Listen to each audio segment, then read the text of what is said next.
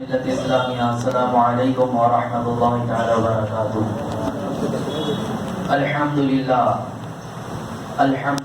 الحنان المنان الذي خلق الانسان وعلمه البيان، والصلاة والسلام على رسوله سيد الانس والجان وعلى آله وصحابه ذوي الخير والإحسان، ما بعد، فأعوذ بالله من الشيطان الرجيم، بسم الله الرحمن الرحيم۔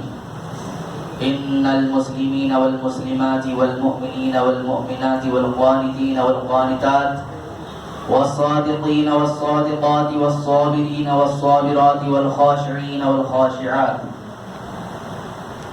والحافظين فروجهم والحافظات والمتصدقين والمتصدقات والصائمين والصائمات والحافظين فروجهم والحافظات والذاكرين الله كثيرا والذاكرات أعد الله لهم مغفرة وأجرا عظيما، صدق الله العظيم۔ آئیے کچھ عرض معروضات کرنے سے قبل اپنی اور ساری کائنات کے مرکز عقیدت، آفتاب نبوت، محتاب رسالت، ختم الرسول یعنی مولائے کل جناب احمد مجتبی محمد مصطفیٰ صلی اللہ علیہ وسلم کی بارگاہ میں والہانہ انداز میں درود و سلام کا ہدیہ پیش کریں۔ اللہم صلی علی سیدنا و شفیعنا مولانا محمد بارک وسلم صلاۃ و سلام علیک یا رسول اللہ صلی اللہ تعالی علیہ وسلم۔ عزیزان ملت اسلامیہ، میں نے جس آیہ کریمہ کی تلاوت کرنے کا شرف حاصل کیا، گزشتہ کئی ہفتوں سے اسی ریلیٹڈ آیتوں سے آپ نے بیانات کو سماعت کیا ہے، جس میں 10 صفتیں بیان کی گئی۔ پہلی صفت ان المسلمین والمسلمات، اس کے متعلق بہت وسیع و عریض گفتگو آپ نے سماعت فرمائی ہے۔ اب آگے جو صفت ہے والمؤمنین والمؤمنات، اللہ نے 10 نشانیاں بیان کی ہے کہ بے شک وہ مرد جو مسلمان ہیں اور وہ عورتیں جو مسلمان ہیں، جنہوں نے اسلام ایکسپٹ کیا، اسلام لایا، پھر اس کے بعد فرمایا اسلام لانے کے بعد پھر جنہوں نے یقین کیا، والمؤمنین والمؤمنات، وہ مرد جو ایمان والے ہیں، وہ عورتیں جو ایمان والی ہیں، پھر اس کے بعد والقانتین والقانتات، وہ مرد جو فرما بردار ہیں، وہ عورتیں جو فرما بردار ہیں، اللہ کے ہر حکم پر عمل کرتی ہیں، ان کے بارے میں پھر یہ نشانی بیان ہوئی۔ پھر اس کے بعد اللہ تعالیٰ نے کہا والمتصدقین والمتصدقات، یہ کس کے بارے میں ذکر ہے؟ صدقہ کرنے والے، یوں ہی سچ بولنے والے مرد، سچ بولنے والی عورتیں، صبر کرنے والے مرد، صبر کرنے والی عورتیں، اللہ سے ڈرنے والے مرد، اللہ سے ڈرنے والی عورتیں۔ 6 نشانیاں یہ ہونے کے بعد پھر فرمائے گا والحافظین فروجہم والحافظات، وہ مرد وہ عورتیں جو اپنی شرم گاہوں کو محفوظ رکھتے ہیں، گناہوں سے ہے۔ ایمان کہتے کسے؟ مومن ہوتا کسے؟ کون ہے؟ مسلمان تو یہی ہوا کہ کلمہ پڑھا، اسلام لیا، مسلمان ہو گیا، لیکن مومن بندہ کب بنتا ہے؟ جب اس پر یقین لاتا ہے۔ کس پر؟ آمنت باللہ۔ منطق اور فلسفے کی ایسی کتابیں ہیں کہ جب اس کو پڑھایا جاتا ہے تو علماء کے پسینے چھوٹتے ہیں۔ منطق کی کتابیں طلبہ بھی بہت اس کے پڑھنے میں کبھی کبھی گھبراہٹ محسوس کرتے ہیں کہ یہ ایسی کتابیں، بعض مدارس سے اس علم کو خارج بھی کر دیا گیا، کہتے ہیں اس کا کوئی مطلب نہیں ہے، بھی پڑھا کر جو ضرورت ہے اس کو پڑھایا جائے، لیکن ہم خود بھی پڑھیں اس کو۔ آپ کو میں بتاؤں، حضرت امام راضی جو منطق کی بڑی بڑی کتابیں آپ نے لکھی اور بہت پائے کے بزرگ تھے، جب آپ کا آخری وقت آیا تو اس وقت ایک بوڑھا شخص آتا ہے بزرگی اختیار کر کے، اور آپ کو پیاس کی شدت لگی تھی بہت سخت، اسی حالت میں کہتا ہے راضی تو اللہ کو ایک مانتا ہے؟ کہا ہاں میں اللہ کو ایک مانتا ہوں۔ کہا اللہ کو ایک مانتا ہے تو اس پہ دلیل دے، پروف کر، اس پہ کوئی دلیل پیش کر دو۔ اتنا سننا تھا، آپ نے دلیلیں دی، جیسے آپ نے دلیلیں دی یہ بوڑھا شخص جو آیا تھا، آپ اس نے دوسری دلیل دے دی، رد کر دیا، پھر آپ نے دوسری دلیل دی، اس نے پھر دلیل دی، اس پہ رد کر دیا۔ 365 دلائل دیے گئے، 65 دلائل دیے گئے، یکی بعد دیگرے سارے دلائل اس نے رد کر دیے. آخر میں خود کشمکش میں پڑ گئے کہ رب کو جو میں ایک مانتا ہوں حقیقت میں وہ ایک ہے یا نہیں. ایک خیال پیدا ہوا. ایسے بزرگ جنہوں نے زندگی اپنی عبادتوں میں گزاری، بڑی سے بڑی کتابیں لکھی، لیکن آج مشکوک ہو گئے. ابھی مشکوک ہونا تھا کہ نجابات ہٹتے ہیں. اب آپ کے پیر و مرشد کی نظر پڑتی ہے اور کہتے راضی کس بات کے بارے میں تشویش میں پڑے ہو، کیوں دلیل دیتے ہو کہ میں رب کے ایک ہونے کی یہ دلیل وہ دلیل. اس بوڑھے شخص سے کہو میں اپنے رب کو بغیر دلیل کے ایک مانتا ہوں، میں اپنے رب کو بغیر دلیل کے ایک مانتا ہوں. جب یہ تم کہہ دو گے تو دیکھنا کیا معاملہ ہے. جب آپ نے حضرت امام راضی نے کہا تو ابھی یہ بوڑھا شخص جو اصل میں آیا تھا یہ کوئی بزرگ وغیرہ نہیں، شیطان تھا. لباس بشریت اختیار کر کے آیا سامنے، اور آنے کے بعد یہ ایمان چھیننے کی کوشش کیا. اس وقت اس نے ایک جملہ کہا راضی تیرے پیر و مرشد نے تجھے بچا لیا، ورنہ اس مقام پر میں نے 40 اولیاء اکرام کا ایمان چھینا ہے. 40 اولیاء اکرام کا ایمان چھینا ہے. آپ مجھے بتاؤ ہمارا شما کیا بات رہ جاتی ہے؟ پھر ہم کن چیزوں کے بارے میں ہیں؟ ایمان کو سنبھال کر جانا یہی بہت کمال کی بات ہے. عزیزان ملت اسلامیہ، رسول پاک صلی اللہ علیہ وسلم نے فرمایا قیامت کے قریب ایمان کو بچانا اس طرح ہوگا جیسے ہاتھ میں انگارہ لینے کے مطابق ہو. ہاتھ میں انگارہ کوئی لے سکتا ہے؟ جلتا ہوا کوئی آگ ہو، کوئلہ ہو، ہاتھ میں پکڑ سکتے؟ نہیں پکڑ سکتے. آج پھر زمانہ وہی ہے. انسان نہ جانے کن کن چیزوں میں گمراہیت کی طرف مائل ہوتا چلا جا رہا ہے. عزیزان ملت اسلامیہ، اسی لیے میں نے بتایا جو آیت کریمہ مومن ہونا، اس میں سب سے پہلی چیز کیا آتی ہے کہ اللہ رب العزت کو ایک ماننا. مومن کی صفات میں کیا ہے؟ اللہ رب العزت کو ایک ماننا. عزیزان ملت اسلامیہ، ایک ماننے کا جو فلسفہ ہے صرف تنہا یہ مسلمان قوم ایسی ہے جنہوں نے ایک مانا ہے. ورنہ دنیا کا کوئی بھی مذہب اٹھا کر دیکھ لو وہ وحدانیت کا اقرار نہیں کرتے، انکار کرتے. کوئی بیٹا بنا بیٹھے ہیں تو کوئی نہ جانے کتنے معبودان باطل بنا بیٹھے، ہر قدم پر سجدہ گاہ بنا دیا. عزیزان ملت اسلامیہ، اس لیے اللہ رب العزت کو ایک ماننا ہمارے ایمان میں سے ہے. اب میں تصوف کی ایک بات اور کر دوں آپ کے سامنے. اللہ رب العزت نے قرآن مجید میں ارشاد فرمایا قل هو اللہ احد. الحمدللہ سب کو یہ آیتیں یاد ہوگی. میرے خیال سے جو قرآن پڑھنا جانتے ہیں، جو نہیں بھی جانتے، یہ آیت تقریباً سب کو یاد ہوتی ہے اور اس کا ترجمہ بھی لوگوں کے ذہن میں محفوظ ہوگا. قل هو اللہ احد مطلب کیا ہے؟ اے اللہ فرماتے ہیں محبوب آپ فرما دیجیے وہ اللہ ہے، ایک ہے. وہ اللہ ہے، ایک ہے. ایک کا جو یہ لفظ ہے اگر آپ اسے گنتیوں میں لکھیں گے تو بھی ایک ہے، عدد میں لکھیں گے تو بھی ایک ہے، آپ عربی میں لکھیں گے تو بھی ایک ہے. معنی تو ایک ہی ہے. آئی بات سمجھ؟ اب یہاں پر آپ دیکھ لیں اللہ رب العزت نے جو ایک کا لفظ فرمایا، اس میں کمال کی حد جو ہے ایک اصل میں ہے کیا گنتیوں میں اصل ہے یا عدد میں اصل ہے؟ تو آپ کو پتا ہونا چاہیے اصل جو عدد ہے وہ ایک کا ہوتا ہے. ہم نے تو الفاظوں میں انہیں ڈھال دیا پڑھنے کے لیے، ورنہ 1 2 3 4 یہ سب کیا ہے؟ یہ عدد میں نا گنتیوں میں جو ہم لکھتے ہیں تو یہ اصل ہے. اب آپ مجھے بتائیں 2 کیسے بنا؟ آپ کہو گے 1 اور 1 مل کر 2 بن گیا، یہ کہیں گے نا. میں کہوں گا 3 کیسے بنا؟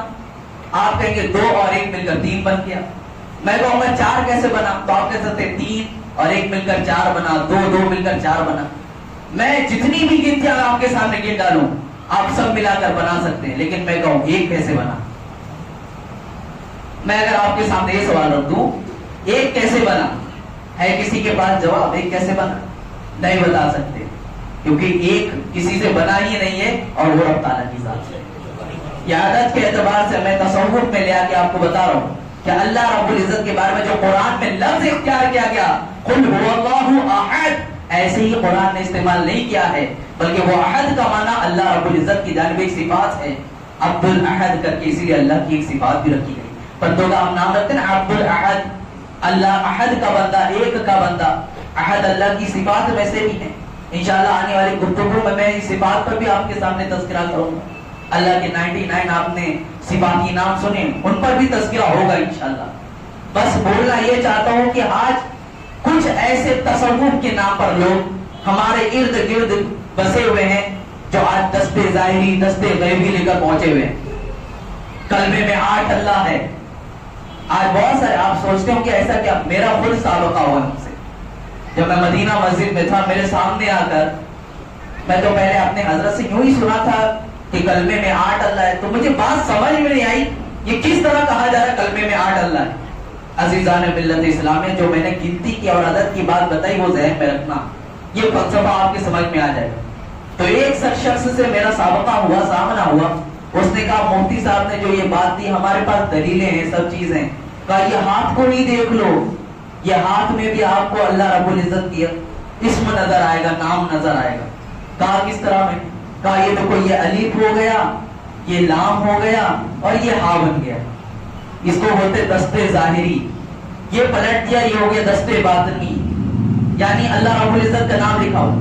کہا اسی طرح کلمے میں لا الہ الا اللہ محمد رسول اللہ صلی اللہ علیہ وسلم، یہ جو کلمہ کہا گیا اس کے اندر 8 الف آیا ہے، اور الف سے کیا ہوتا ہے؟ اللہ ہوتا ہے. پتا کیا چلا کلمے میں 8 اللہ ہے؟ میں نے کہا نعوذ باللہ من ذالک، یہ کیسی بات کر رہا ہے یہ. عزیزان ملت اسلامیہ، رب تعالیٰ کی ذات ایک ہی ہے، آپ وہاں پر اس طرح گنا نہیں سکتے. یہی تو وجہ ہے کہ غیروں کے ترجمے میں قرآن کے اور حضور سیدی اعلیٰ حضرت کے ترجمے جو کنز الایمان اٹھا کر دیکھ لو، ایک بنیادی بات جو بولی گئی، آپ اگر کہیں گے ترجمہ دیکھیں گے، بہت سارے لوگ کہتے ہیں اللہ تعالیٰ فرماتے ہیں، اللہ تعالیٰ ارشاد فرماتے ہیں. بہتوں کا جملہ آپ نے سنا ہوگا اس طرح. میاں اب یہاں پر بھی میں بولنا چاہوں گا، ہے اور ہیں. میں نے کہا تھا آج میں علمی گفتگو کروں گا، تھوڑا توجہ چاہتا ہوں سب. ہے اور ہیں یہ 2 لفظ ہے. میں نے کہا میرے پاس زید آیا ہے، ٹھیک ہے، تو ہے کا جو لفظ بولا جاتا ہے کسی ایک کے لیے بولا جاتا ہے. ہے کا لفظ جو بولا جاتا ہے یہ کسی ایک کے لیے، لیکن ہے کا جو وجود آیا ہے ایک سے زیادہ جب ہوتے تو بولا جاتا ہے. لیکن کبھی کبھار عرفاً ہم نے استعمال میں ادباً لوگوں کے لیے استعمال کرنا شروع کر دیا. ہمارے گھر میں اگر کوئی بڑا ہے، بزرگ دادا ہے، ہمارے نانا ہے، تو ہم یہ کہتے ہیں ہمارے دادا گھر میں موجود ہیں، ہمارے دادا بلا رہے ہیں. وہاں یہ نہیں کہیں گے دادا بلا رہا ہے، ایسا جو یہ ادب کے باہر آئے گا لفظ بالکل آپ کے. تو ادباً ہم بولتے ہیں، لیکن یہ ادب جو ہم لوگوں کے لیے کر رہے ہیں، اس ادب کو رب تعالیٰ کی ذات کی طرف منسوب کرنا کہ اللہ تعالیٰ ارشاد فرماتے ہیں، یہ ادب نہیں ہے. یہ لفظ اعتبار سے شرک ہو رہا ہوتا ہے. یہ خود اپنی باتوں میں شرک کرتے ہیں اور اہل سنت و جماعت کو بولتے ہیں کہ یہ مشرک ہیں، یہ شرک کر رہے ہیں. عزیزان ملت اسلامیہ، بات کو سمجھیں.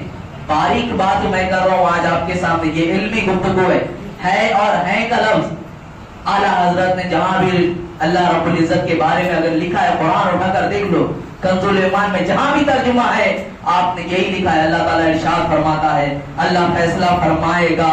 جتنے بھی معاملات وہاں واحد تنہا ایک کی بات ہے، اور یہ ہے کہ لفظ نہیں ہے. اسی لیے ہمارے لیے ضروری ہے کہ ہم اللہ رب العزت کو ایک مانیں، ہر اعتبار سے ایک مانیں. میں نے اتنی ساری بات کہی. اب شرک کی بات جو آتی، ان الشرک لظلم عظیم، یہ بھی وحدانیت سے ریلیٹڈ ہی ہے. شرک کا لفظی معنی کیا ہوتا ہے؟ شریک کرنا، ملا دینا، اللہ کے ساتھ کسی اور کو ملا دینا. جیسے کہ عیسائی، انہوں نے دین خدا مان لیا، ایک اللہ رب العزت کو مانا، دوسرا حضرت مریم کو بیوی بنا دیا، حضرت عیسیٰ کو اللہ رب العزت کا بیٹا بنا دیا. نعوذ باللہ من ذالک. انہوں نے یہ، ان کے عقائد باطل ہوئے، اور ان کے اندر بھی کئی تفرقے ہیں، کئی فرقہ پرستی ان کے درمیان بھی ہے. دوسرا ہمارے درمیان آج ہندوؤں کا مذہب ہے، ہر قدم پر ہزاروں مراکز معبود بنا کے رکھا انہوں نے. چلتے پھرتے اٹھتے بیٹھتے، جنہیں پایا ان کی عبادت شروع، جسے پایا اس کی عبادت کرنا شروع کر دیتے ہیں. عزیزان ملت اسلامیہ، اگر اللہ رب العزت ہے تو ایک ہے.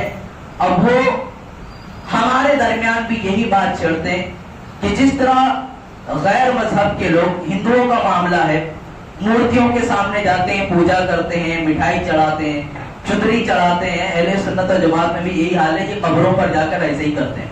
ایک ہے وہ لعین مردود، اپنے جملوں سے بہت غلیظ لفظ نکالتا ہے. وہ کہتا ہے کہ قبروں کا حال جہاں مزاروں پہ لوگ جاتے ہیں چادر چڑھانے پھول چڑھانے، اور ایک دوسری طرف جہاں پر بھگوانوں کی پوجا کی جاتی، دونوں کو ملا کر دیکھیے سیم حالت ہے. کہا ادھر کھڑی مورتی ادھر پڑی مورتی، یہ لفظ ہے اس کا. ایک کھڑی مورتی معاذ اللہ رب العالمین، یہ بولنے بھی مجھے نہیں جم رہا لیکن میں اس کے الفاظ نقل کفر نباشت، کفر کو نقل کرنا کفر نہیں ہوتا، بیان کے لیے بتا سکتے ہیں. کہتا ہے ایک کھڑی مورتی ایک پڑی مورتی، ادھر لا کر مٹھائی رکھے تو پرساد، ادھر لا کر مٹھائی رکھے تو شیرنی، ادھر لا کر کپڑا پہنائے تو چنری، ادھر لا کر کپڑا پہنائے تو چادر. اس طرح کر کے اس نے بہت ساری باتیں بتائیں. عزیزان ملت اسلامیہ، یہ محض لوگوں کے ذہن کو خراب کرنا ہے. کیا آپ بتائیں ہم میں سے کوئی شخص بھی اگر بارگاہوں میں حاضر ہوتا ہے اولیاء اللہ کی تو کیا اس نیت سے حاضر ہوتا ہے کہ یہ ہمارا معبود ہے، ہم یہاں عبادت کرنے جا رہے ہیں، یہی ہمارا پالنے والا ہے، ایسا ہمارا کچھ ہے؟ ہم تو اس لیے آتے ہیں کہ مولا تو نے ہی فرمایا ہے کہ تیرے بزرگ بندے ہیں یہ، الا ان اولیاء اللہ لا خوف علیہم ولا هم یحزنون، نہ انہیں کسی چیز کا خوف ہے نہ انہیں کسی چیز کا غم. جب جسے خوف اور غم نہ ہوگا، آپ کہیں جانا چاہیں گے، کسی جگہ سفر کرنا چاہیں گے، آپ تنہا ہیں تو آپ کے ذہن میں خیال ہوگا نا کوئی تو مل جائے جو مجھے ساتھ میں وہاں تک پہنچا دے. اب آپ کو پتا چل گیا ایسے شخص کے بارے میں جو بالکل آسانی سے آپ کی منزل کو طے کروا سکتا ہے، بالکل آسانی سے آپ کی منزل مقصود تک پہنچا سکتا ہے، تو آپ کوشش نہیں کریں گے میں اس کے ساتھ ہو جاؤں، میرا اٹھنا بیٹھنا چلنا پھرنا اس کے ساتھ ہو، میرے تعلقات بن جائے. نہیں ہوتا، کم سے کم میں سامنے تو آ جاؤں تاکہ وہ مجھے نظر میں رکھے ہو، جب جانے لگے یا نظر پڑے تو بولے یہ بھی میرے پہچان کا ہے.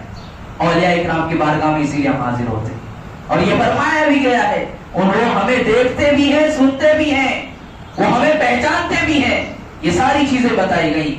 عزیزان ملت اسلامیہ، تو یہ جس کا کوئی وجود نہیں، جس کے اندر کوئی جان نہیں، جو نہ کبھی ہلا نہ ڈولا، اس کو ایسی شخصیات سے نسبت دے دینا یہ سراسر ظلم ہے. عزیزان ملت اسلامیہ، اب یہاں پر میں ایک بات یہی عرض کر دوں، جو شرک کا معاملہ ہے اس کا ڈیفینیشن بھی سمجھ لیں. آپ کوئی بھی آپ کے سامنے شرک کے فتوے لگا دے، کوئی بھی آپ کے سامنے بول دے شرک کیا ہے، اللہ کی ذات یا صفات دو چیزیں ہوتی ہیں، یا تو ذات میں شریک کرے یا تو صفات میں شریک کرے. توجہ چاہوں گا میں تمام لوگوں سے. ذات میں شریک کا مطلب اللہ ایک ہے، یہ سیدھی بات. اب اگر کسی نے ایک کے بجائے دو کر دیا، تین کر دیا، چار کر دیا، مشرک ہو گیا. صفات کا مطلب اب اللہ رب العزت سننے اور جاننے والا ہے. اللہ دیکھتا ہے کہ نہیں، ہمارا یقین ہے نا کہ اللہ ہمیں دیکھ رہا ہے. ہم جو بھی دعا کرتے ہیں، جہاں سے بھی پکارتے ہیں، اللہ ہمیں سماعت کر رہا ہے. اللہ حاضر و ناظر، یہ ہمارا عقیدہ ہے نا. اب آپ مجھے بتائیں، اگر کوئی شخص یہ کہے کہ ہم بھی دیکھتے ہیں، ہم بھی سنتے ہیں، اللہ بھی دیکھتا ہے، وہ بھی سنتا ہے، یہ تو شرک ہو گیا. اور خود قرآن نے بھی فرمایا ان اللہ سمیع علیم، بے شک اللہ سننے اور جاننے والا ہے. دوسری جگہ پر فرمایا فجعلناہ سمیعا بصیرا، بے شک ہم نے انسان کو سننے اور دیکھنے والا بنایا.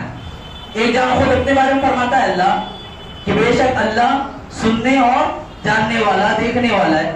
دوسری جگہ انسانوں کے بارے میں فرما دیا کہ بے شک اللہ دیکھنے اور سننے والا، انسان دیکھنے اور سننے والا ہے. تو یہ تو تضاد ہو گیا نا، دونوں سیم چیزیں ہوں گی نا، میچ کر رہی ہیں. تو یہاں تطبیق کیسے دی جائے گی؟ تو تطبیق کی صورت یہی ہے، یہاں یہی بولا جائے گا ہمارا سننا اور دیکھنا اللہ کی عطا سے ہے.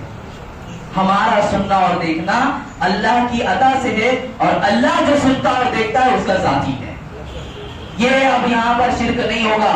اسی بنا پر ہم مزاروں پر جاتے ہیں، ہاتھ اٹھاتے ہیں، اگر دعا کرتے ہیں تو یہ نہیں کہتے مولا یہ میرا خدا ہے یہ جو ہے، ہم یہ کہتے ہیں اللہ ان کے صدقے میں عطا فرما، ان کے صدقے میں تو ہمیں دے. کیا ہم مانگ نہیں سکتے؟ ہم آج صدقہ ہم سے مانگتے ہیں، نہ جانے کتنوں کی مسجدوں کے سامنے لوگ رمضان میں کھڑے ہو کے کہتے ہیں صدقہ فطر ہمیں دے دے، صدقہ دے دے، صدقہ دے دے. نہیں مانگتے. زندوں سے صدقہ مانگنا جائز ہے تو انسان کے وصال کے بعد صدقہ مانگنا کیسے ناجائز ہو جائے گا؟ اس کا جواب مجھے دیں آپ. عزیزان ملت اسلام میں چند فکرے میں آج آپ کے درمیان منتقل کرنا چاہتا ہوں کہ یہ علمی چیزیں، ایمان لانا سب سے پہلی چیز، کہ جو فرمایا گیا والمؤمنون والمؤمنات کہ مومن مرد اور مومن عورتیں یقین لانا، سب سے پہلی چیز یہی ہونا چاہیے اسلام لانے کے بعد اللہ رب العزت کے بارے میں ہمارا یقین کیسا ہے. تو ہمارا یقین یہ ہونا چاہیے اللہ تعالیٰ ایک ہے. اور ایک بات یہ بھی یاد رکھ لیں، حدیث کا مفہوم میں آپ کے سامنے رکھ دوں. حضور صلی اللہ علیہ وسلم فرماتے ہیں میرے بعد مجھے اپنی امت کے بارے میں اس بات کا خوف نہیں ہے کہ وہ شرک میں مبتلا ہوگی. یہ کون فرما رہا ہے؟ جناب احمد مجتبی محمد مصطفیٰ صلی اللہ علیہ وسلم فرما رہے ہیں جو دین متین لے کر آئے. آقا فرماتے ہیں میرے بعد مجھے اس بات کا خدشہ نہیں کہ میری امت شرک میں مبتلا ہوگی. اور یہ ہیں جو اہل سنت و جماعت کو مشرک پہ مشرک ٹھہرائے بیٹھے. ہاں یہاں پر ایک بات یہ ضرور کہوں گا، ہمارے درمیان کچھ مروجہ چیزیں جن کو ہم نے رائج کر رکھا ہے، اگر ہم اس کے ذریعے کسی کو شرک میں مبتلا کرتے ہیں تو یقیناً یہ سراسر گناہ ہے. یہ سراسر گناہ ہے. کوئی ایسی چیز بنا کر ہم نے سامنے رکھ دی جس کی بنا پر کوئی آتا ہے سر جھکاتا ہے سجدے کرتا ہے. اب وہ خواہ مزار ہی کیوں نہ ہو میاں، کیا مزاروں پہ سجدہ کرنا جائز ہے؟ اللہ کے علاوہ کسی کو بھی سجدہ کرنا جائز نہیں. غیر اللہ کو سجدہ کرنا حرام ہے، اشد حرام ہے. سجدہ ہوگا تو اللہ کو ہی ہوگا، اس کے علاوہ کسی کو سجدہ نہیں ہو سکتا. ہاں اب ہم نے اپنی مروجہ چیزیں سامنے رکھ دی، لوگ آتے ہیں سر جھکاتے ہیں، خواہ وہ کوئی بھی ہو کسی بھی مذہب کا ہو، لیکن اگر ہم نے اس کے لیے معبود بنا کر کوئی چیز پیش کی ہے تو اس کا سراسر گناہ ہوگا. ہمیں اپنا حساب لینا پڑے گا، ان چیزوں کے بارے میں دیکھنا پڑے گا کیا ہم نے پیش کیا ہے. عزیزان ملت اسلامیہ، میں کہتا ہوں اگر ایسی بہت ساری چیزیں ہیں جو واقعتاً میں عبادت ہے تو میں کہتا ہوں صرف جہلا ہی کیوں شامل ہوتے اس میں، علماء کیوں نہیں آتے؟ میں کہتا ہوں چلو آپ کے علاقے کا عالم نہیں شریک ہوتا، دنیا کا کوئی بھی عالم وہ چیز کیوں نہیں کرتا؟ چھوٹی سی بات ہے کہ نہیں ذہن میں آنے والی. اگر کوئی ایسی چیز جو آپ کے درمیان بری ہے، علماء اس کی تردید کرتے ہیں، اس کا رد کرتے ہیں اور کہتے ہیں یہ چیز صحیح نہیں ہے، اور آپ پھر بھی کر رہے ہو، اور کرنے کے بعد آپ دیکھ رہے ہو کہ صرف آپ کے درمیان ارد گرد جتنے لوگ ہیں وہ سب علم سے نابلد لوگ ہیں، تو ایسے لوگوں کے ہونے کے بعد آپ یہ کیوں نہیں سوچتے اگر یہ چیز صحیح ہے تو عالم دین ہمارے ساتھ کیوں نہیں، علماء کا یہ کیوں نہیں ہے؟ آپ ایک چیز یہ بھی دیکھ لیں اور دوسرا میلاد کا جلوس بھی دیکھ لیں. کیا علماء کی کثرت وہاں نہیں ہوتی؟ خود علماء روڈ پہ نکلے ہوتے ہیں اور نبی کے نام کا نعرہ لگا رہے ہوتے ہیں، وہ خود اپنے نبی کی حمد و ثنا بیان کر رہے ہوتے ہیں. عزیزان ملت اسلامیہ، یہ سوچے ذہن میں، یہ بات لائیں اگر کوئی چیز عبادت کے طور پر ہوگی تو وہاں علماء آپ سے زیادہ پیش ہوں گے، مدرسے کے طلبہ آپ سے زیادہ ان چیزوں کو کر رہے ہوں گے، کیونکہ مدرسے میں ہی اس چیز کی تربیت دے دی جاتی ہے. ہم نے اپنے مدارس کے دور سے لے کر اب تک کبھی کسی عالم دین کو ایسی مروجہ چیزیں کرتے ہوئے نہیں دیکھا ہے. لہٰذا ایسی چیزیں جو انسان کو شرک میں مبتلا کریں، گمراہیوں کی طرف لے جائیں، ہمیں ان سے گریز کرنا چاہیے. ہم تو زبان سے بھائی بول سکتے ہیں، ہمارا یہ منصب ہے اور ہم زبان سے بول سکتے ہیں.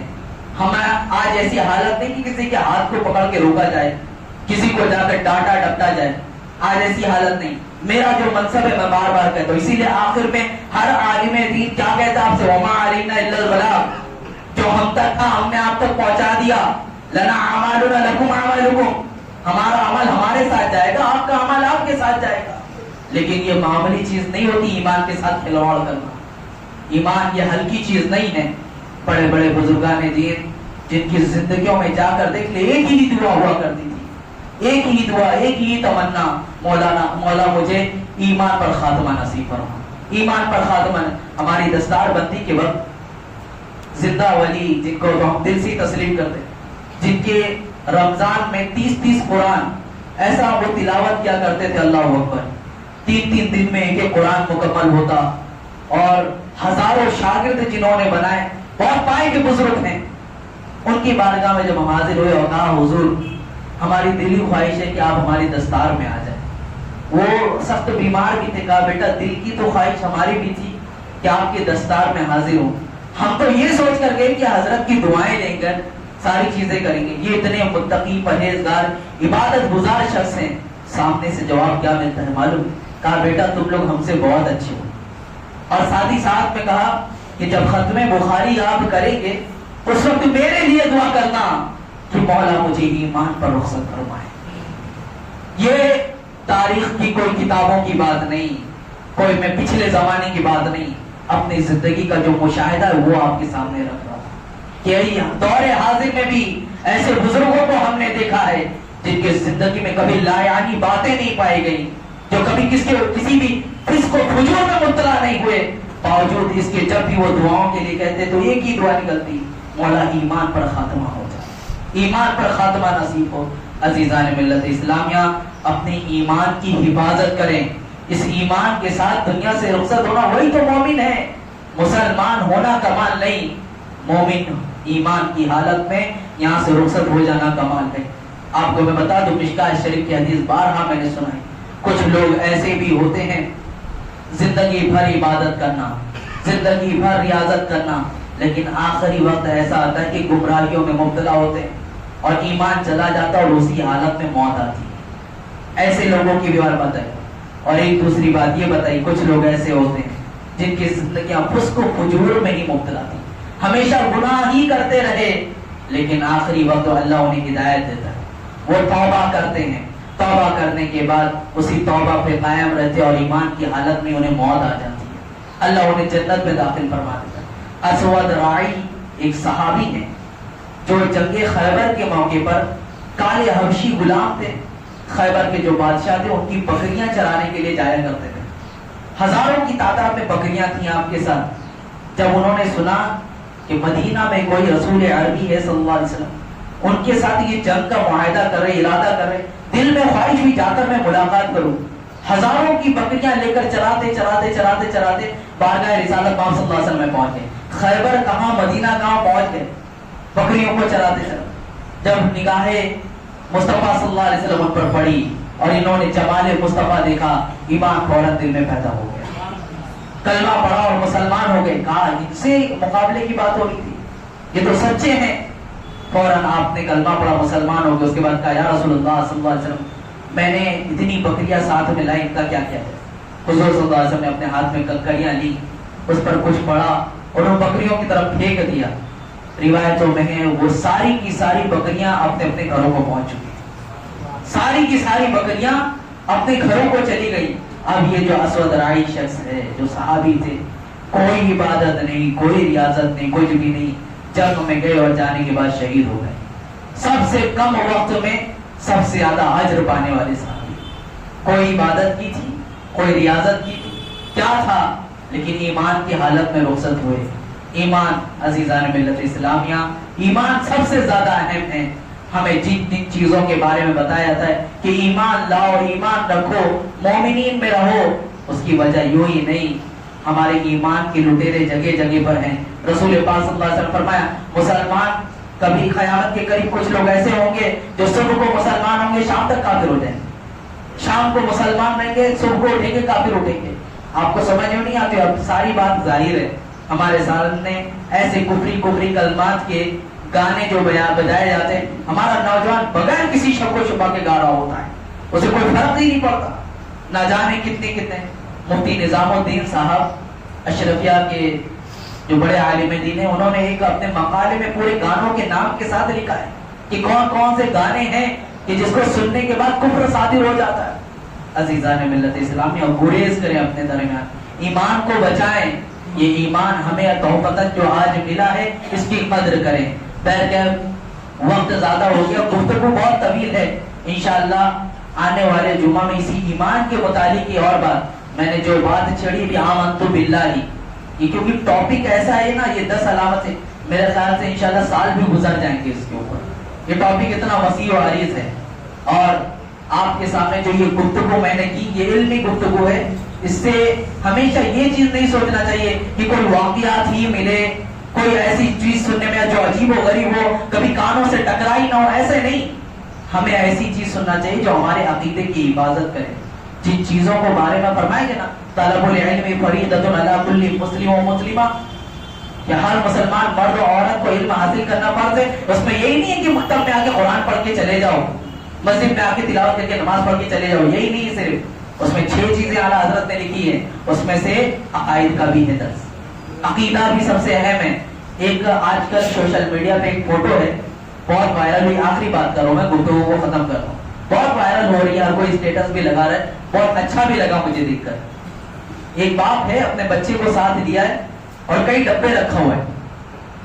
ڈبا ہوتا نا, ایک ڈبا, دو ڈبا, تین ڈبا, ایسے ڈبے پہ ڈبے ایسے رکھے ہوئے. اوپر کے ڈبے میں اخلاق ہے, نیچے کے ڈبے میں عبادت ہے, روزہ ہے, زکات ہے, نماز ہے, اور آخری ڈبے میں کیا لکھا ہے؟ عقیدہ. اس نے کہا بیٹا اگر یہ ڈبا گر گیا تو کیا ہوگا؟ بچے کو سمجھانے کے لیے, یہ ڈبا اگر گر گیا تو باقی سب کا کیا ہوگا؟ تو بیٹے نے کہا ابا سارے ڈبے گر جائیں گے. کہا یہ عقیدہ ہے, تمہیں ایسا مسائل ہے, اسے گرنے مت دینا, خراب نہ ہونے دینا. اللہ تعالیٰ ہمارے عقیدے کی حفاظت فرمائے. اے پاک پروردگار عالم, تیری بارگاہ میں التجا اور دعا ہے مولا تعالیٰ ہم سب کو کہنے سننے سے عمل کی توفیق عطا فرما. مولا جب تک یہ ایمان پر ہی زندہ رکھ, جب موت آنی ہو مولا ایمان پر ہی موت نصیب فرما. اے اللہ شیاطین کے شر و فتنوں سے ہماری حفاظت فرما. اے پاک پروردگار عالم, جس طرح کی بھی خرافات ہمارے درمیان رائج ہے مولا ان سب کا سد باب فرما. مولا ہم سب پر تو نگاہ رحمت فرما. اے اللہ ہم سب کو تو ہدایت عطا فرما. یا مقلب القلوب ثبت قلبی علی دینک, اے دلوں کو پھیرنے والے ہمارے دل کو دین پر ہی ثابت قدم رکھنا. اے پاک پروردگار عالم, جتنوں نے دعاؤں کی درخواست کی مولا سب کی دعاؤں کو تو قبول و مقبول فرما. مولا اس یوم الجمعہ کو مسجد میں جتنے لوگ حاضر ہیں مولا ہم سب کو اٹھنے سے پہلے بخشوں میں شمار عطا فرما. مولا جتنے بھی گناہگار ہیں جیسے بھی ہیں لوٹ کر تیری ہی بارگاہ میں آتے مولا, تیرے سامنے ہی ہاتھ پھیلاتے مولا, بغیر بخشے ہوئے ہم سب کو یہاں سے رخصت نہ فرما. اے پاک پروردگار عالم, آخری میں التجا اور دعا ہے مولا, اے پاک پروردگار عالم ان آنکھوں کے بند ہونے سے پہلے ایک مرتبہ حرمین طیبین کی حاضری نصیب فرما. حرمین طیبین کی حاضری نصیب فرما. اے اللہ ہمارے والدین کا سایہ دراز سے دراز تر فرما. مولا جس کے گھر میں جو بھی مرحومین ہیں سب کو بغیر حساب کتاب مغفرت عطا فرما. اے اللہ ہماری سیئات کو حسنات میں تبدیل فرما. مولا چھمئی طور پر سب لوگ ایک ساتھ تیری بارگاہ میں توبہ کرتے ہیں. استغفر اللہ, استغفر اللہ, استغفر اللہ ربی من کل ذنب واتوب الیہ. مولا ان میں سے جن کی تھی عبادت کو قبول کرتا ہے اس کے صدقے تو پھر ہم سب کی توبہ کو اپنی بارگاہ میں قبول فرما. ہماری توبہ کو توبۃ نصوحا فرما. اے پاک پروردگار عالم, تجھ سے یہ کیوں کہوں یہ عطا ہو وہ عطا ہو, اپنے حبیب کے صدقے میں وہ دے جس سے ہم سب کا بھلا ہو. ان اللہ وملائکتہ یصلون علی النبی یا ایھا الذین آمنوا صلوا علیہ وسلموا تسلیما. اللهم صل علی سیدنا وشفیعنا مولانا محمد بارک وسلم. صلاۃ و سلام علیک یا رسول اللہ صلی اللہ تعالی علیہ وسلم. سبحان ربک رب العزة عما یصفون وسلام علی المرسلین والحمد للہ رب العالمین. وما علینا الا البلاغ. السلام علیکم ورحمۃ اللہ وبرکاتہ.